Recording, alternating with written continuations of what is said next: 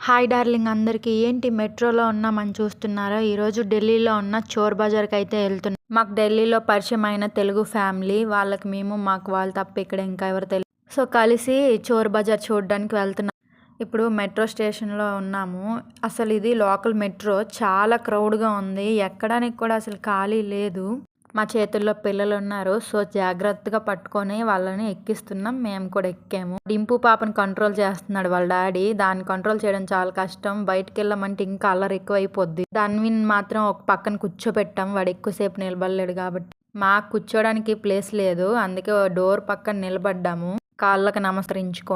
ఏదో స్టేషన్లో doors open అయ్యాయి. చోర్ బజార్లోకి ఎంట్రీ ఇచ్చేసాము. ఇక్కడ ఏమేమి ఉంటాయంటే వాచెస్ ఉంటాయి, ఫోన్లు ఉంటాయి, చాలా రకాలైన ఎలక్ట్రికల్ సామాన్లు కూడా దొరుకుతాయి. స్వెటర్లు, బట్టలు, డ్రై ఫ్రూట్స్, చెప్పులు, షూస్, సెకండ్ హ్యాండ్ బట్టలు, సెకండ్ హ్యాండ్ వస్తువులు చాలా దొరుకుతాయి. మీకు కనిపిస్తున్నాయి కదా. నేను ఇంకా చాలా వీడియోస్ తీయలేదు. చాలా దగ్గరలా చిన్నపిల్లలు ఉన్న చేతిలో క్రౌడ్ ఎక్కువ ఉంది. సో తీయడానికి అవ్వలేదు. ట్రావెల్ బ్యాగ్స్ దొరుకుతాయి, నార్మల్ స్కూల్ కి వేసుకునే బ్యాగులు దొరుకుతాయి. బయటకు వెళ్ళే వైపు అయితే సైడ్లు షాపులు ఉంటాయి. అక్కడ ఫిక్స్డ్ రేట్స్ అని చెప్పి అన్ని ఫిక్స్డ్ రేట్లకి అమ్ముతారు. బేరమాడడానికి ఉండదు. ఇక్కడ మేము చాలా చూస్తున్నాం కానీ మాకేం నచ్చట్లేదు. చూస్తూ వెళ్తున్నాం, ఎందుకంటే మనం కూడా కష్టపడిన డబ్బులే కదా. సో చూసుకొని కొనుక్కోవాలి. సెకండ్ హ్యాండ్ బట్టలు కానీ వాటికి కూడా ఒక్కొక్కసారి ఎక్కువ రేట్ పెట్టి అమ్మేస్తారు వీళ్ళు. మంచి సర్ఫ్ ఎక్సెల్ వాసన వస్తాయి బట్టలన్నీ.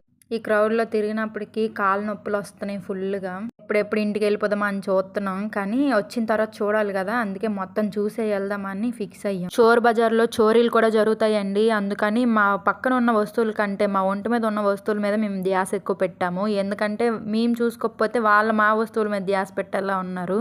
గోల్డ్ అంతా దొబ్బేస్తారు. అందుకని దుప్పటా వేసి జాగ్రత్తగా కప్పేసి అప్పుడు అమ్మయ్య అనుకొని వస్తువులు చూస్తున్నాము. చాలా వరకు మీషోలో దొరికే కూడా ఇక్కడ అన్నీ ఉంటాయి. బ్లాంకెట్స్ దొరుకుతాయి. చూసారు కదా, ఇవన్నీ సెకండ్ హ్యాండ్ బట్టలేని. పాపం మా ధన్విన్ గడు అయితే అసలు నడలేకపోయాడు. ఒక్కో దగ్గర మా ఆయన ఎత్తుకున్నాడు, పక్క బ్యాగు పక్క ధన్విన్ తో పీకిపోయాడు మా ఆయన. ఇక్కడ కల్లా ఉన్న టీ షాప్ ఇది ఒక్కటే అండి. ఇక్కడ తప్ప ఇంకెక్కడ టీ దొరకదు. మిగతా దగ్గరలో వాటర్ అది దొరుకుతుంది. అక్కడక్కడ ఒక 2-3 షాపులు ఉంటాయి అంతే. పిల్లలతో రావడం అక్కడక్కడ నేను చాలా వీడియో తీయలేదు. అసలు చాలా అలిసిపోయాం వాళ్ళని ఎత్తుకొని. ఈ చోర్ బజార్ జామా మసీద్ దగ్గర జరుగుతుంది. మా ధన్విన్ గాడికి షాప్ చూడంగానే కురుకురేలు గుర్తొచ్చేస్తాయి. వీడిని ఎక్కువ బయటకు తీసుకెళ్ళకపోవడం వల్ల వీడికి బయటికి రాగానే అయ్యగారికి కురుకురే చూసి తినాలనిపిస్తుందంట. ఇంకేం చేస్తాం, బయట ఉన్నాగా ఏమైనా అంటే కింద పడి దొర్లేస్తారు. అందుకే ఏమనకుండా వాడు కావాలనేది కొనిచ్చేసాము.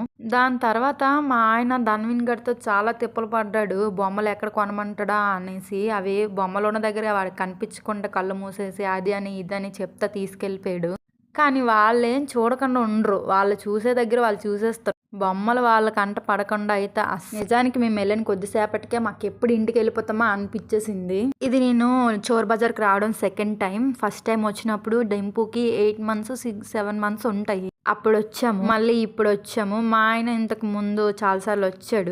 చూస్తున్నారు కదా, ఆ ఎదురుగా ఉన్నదే జామా మసీద్. మీరు ఎవరైనా ఇంతకు ముందు ఎప్పుడైనా చోర్ బజార్కి వచ్చారా? ఒకవేళ రావాలనుకుంటే మాత్రం పిల్లలు ఉన్న వాళ్ళు మాత్రం రాకండి, చిన్నపిల్లలు వేసుకొని. ఇక్కడ ఇంకా చాలా వస్తువులు ఉన్నాయండి. రీల్స్ చేసుకునే స్టాండ్స్ ఉన్నాయి, ఇంటికి కావాల్సినవి ఉన్నాయి. చూస్తున్నారు కదా, మూటలు కట్టుకొని అలా తీసుకెళ్తున్నారు. మనం ఏం పెద్దగా కొనేయలేదులేండి, ఎందుకంటే మన మూటలు కట్టాలంటే ముందు మన దగ్గర మూటలు ఉండాలి కదా. మేమైతే పిల్లలకి స్వెటర్లు తీసుకున్నాము, మాకు కూడా స్వెటర్స్ తీసుకున్నాం. చెప్పాను కదా, ఎంత దాచిపెట్టినా మా ఆయన వాడి కంట పడకుండా చూడలేడని. వాడు ఆల్రెడీ చూసేస్తున్నాడు, కింద దిగేస్తున్నాడు నాకు కావాలని.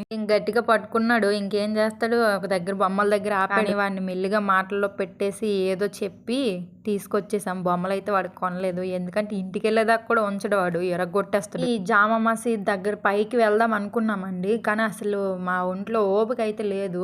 ఎంత వేగంగా ఇంటికి వెళ్ళిపోతామని చూస్తున్నాము. ఇక్కడ బిర్యానీ దొరుకుద్ది, పెద్ద రైస్ ఉంటాయండి అవి. ఇంకా మరి జామా మసీద్లోకి వెళ్ళలేదు, బయట నుంచి బయటకు వచ్చేసాము. మెట్రో దగ్గరకు వస్తే ఎవరైనా ఈ చోర్ బజార్కి వెళ్ళుంటే ఏం చూసారో కామెంట్ చేయండి. మీకు ఏమైనా డౌట్ ఉంటే నన్ను అడగండి, నేను చెప్తాను నాకు తెలిసిన. మెట్రో దగ్గరకు వచ్చేసాం. ఎప్పుడెప్పుడు ట్రైన్ వచ్చిద్దని చూస్తున్నాను. యాక్చువల్గా ఇది సండే రోజు మేము వెళ్ళాము. ఈ రోజుకి అప్లోడ్ చేయడానికి నాకు కుదిరింది, ఇన్ని రోజులు కుదరలేదు. సండే అవుతుందంట, మరి మిగతా రోజులు అవుద్దో లేదో నాకు తెలియదు. వెళ్ళేటప్పుడు మంచి హుషారుగా వచ్చాను. తర్వాత తిరిగి వచ్చినప్పుడు చూసారు కదా ఎలా ఉన్నాను, ఏలబడిపోతున్నాను. ఏమైనా డౌట్స్ ఉంటే కామెంట్ చేయండి అండ్ సబ్స్క్రైబ్ మై ఛానల్.